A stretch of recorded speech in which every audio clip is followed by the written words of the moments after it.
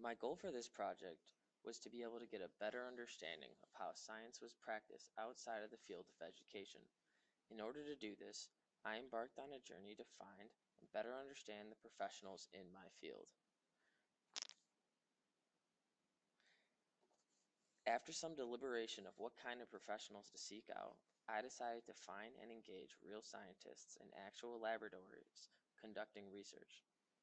This led me to the USDA Agricultural Research Center, located just around the corner in Peoria, Illinois. The research center is most famous for its discovery of the drug penicillin and is still home to many different scientists today. Upon my arrival to the impressive facility, I was greeted by many of the professionals that worked there. These researchers were kind enough to include me in a group tour of the building, and I was introduced to many different scientists and giving a brief overview of some of their research topics. While on my tour, and throughout my personal journey to discover real science in practice, I tried to relate what I learned to the topic of scientific literacy. What did it mean to be scientifically literate to these professional scientists? How could I, as an educator, prepare my students to take on the types of roles that these scientists do after high school and even college? What I saw on my tour of the facility was exactly what anyone would expect to see. I saw scientists dressed in white lab coats and safety goggles, writing on clipboards and walking around very big and complicated metal machinery, most of which I had no idea what on earth it was being used for. It was almost intimidating, seeing so many of these very serious professionals going about their daily routines. It was a lot to take in. Trying my hardest to absorb all the information, I kept coming back to one question.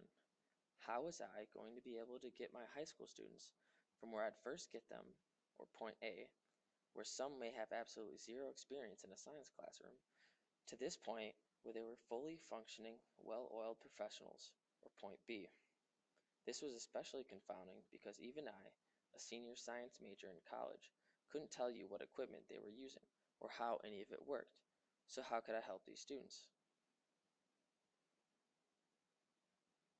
After my tour of the research center, I was able to engage in a quick interview with one of the researchers who were studying the effects of different levels of carbon dioxide on plant growth. It was during this part of my journey, where I was engulfed in my own questions of how to help my students, that I found my answer. The main focus of the interview centered around her research. What was apparent was that she had a very obvious passion for what she was doing. You could tell that she was interested, engaged, and excited by the potential results of her research. And that's when I noticed it. The way that she was explaining her research to me reminded me of an experience that I had at U-High, where a student was explaining the different adaptations of an animal she had chosen to do a project on in her freshman biology class. So once again, I was forced to ask myself the same question. How do you get from point A, that high school freshman in her biology class, to point B, this real-life scientist explaining her research to me? I decided to probe my interviewee further and asked how she decided to first begin researching these plants. She explained to me pretty casually that she simply picked something that she was interested in, and before she knew it, all the pieces of how to do it sort of fell into place. She went on to explain that there were many different opportunities in the field for all types of research, so it makes sense to just pick something that you wanted to study.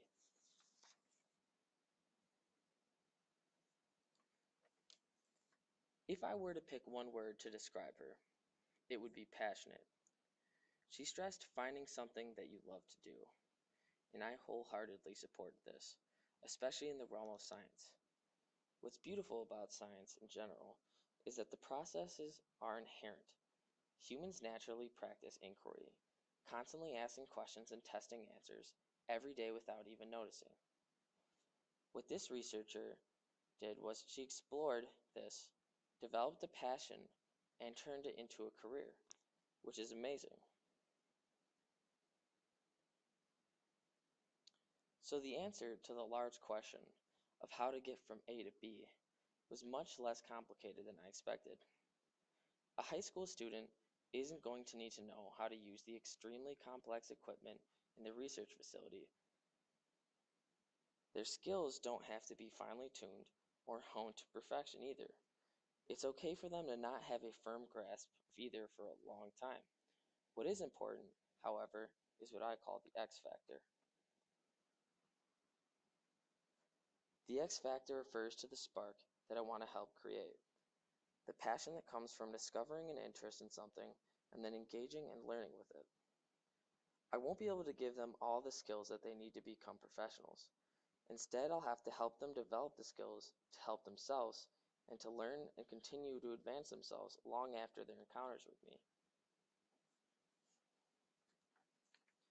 So in conclusion, as a future educator, I plan on focusing on helping my students develop a passion for the material, and by doing so, I hope to help them reach their fullest potential.